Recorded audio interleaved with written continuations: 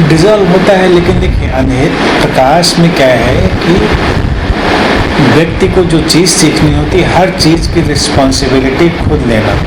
जो रिस्पॉन्सिबिलिटी लेने वाला व्यक्ति है हर चीज़ की, वही प्रकाश की यात्रा में जा भी पाएगा, इन विधियों में जा पाएगा। आम तौर से व्यक्ति की प्रवृत्ति ये होती है हर चीज़ दूसरे के ऊपर डाल देना। ये है तुम्हारी वजह से, ये है तो उसकी वजह से, हर चीज़।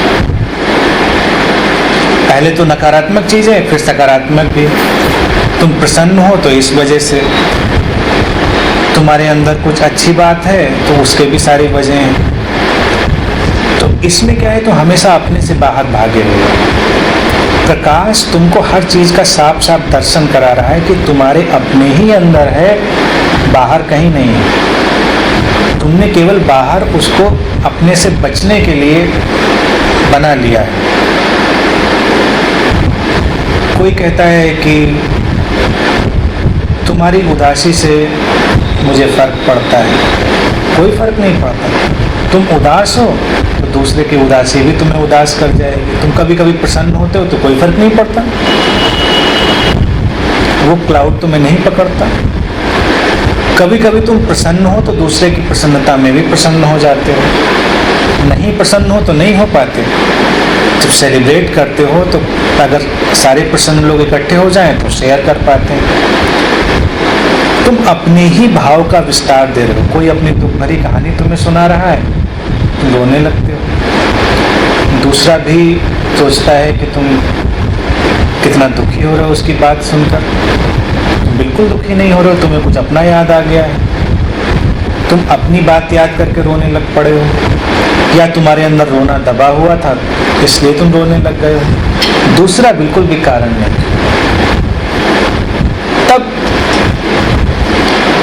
जो व्यक्ति अपने अंदर लौटने की कोशिश कर रहा है, साहस रख रहा है, उसको प्रकाश सहयोग देने लगता है।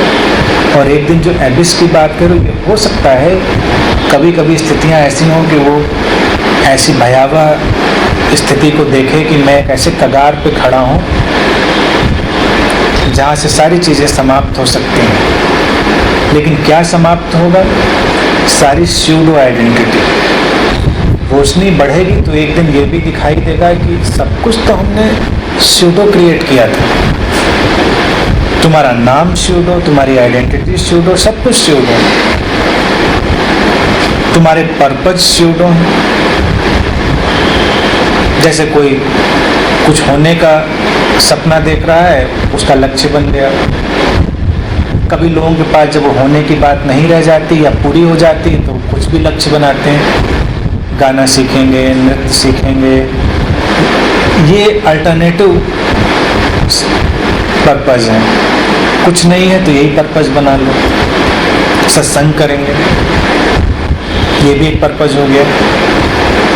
तो प्रकाश की स्थिति अगर बढ़ेगी तो तुमको ये दिखाई देगा कि तुम्हारी आइडेंटिटी समाप्त होने जा रही है, वही एबिस।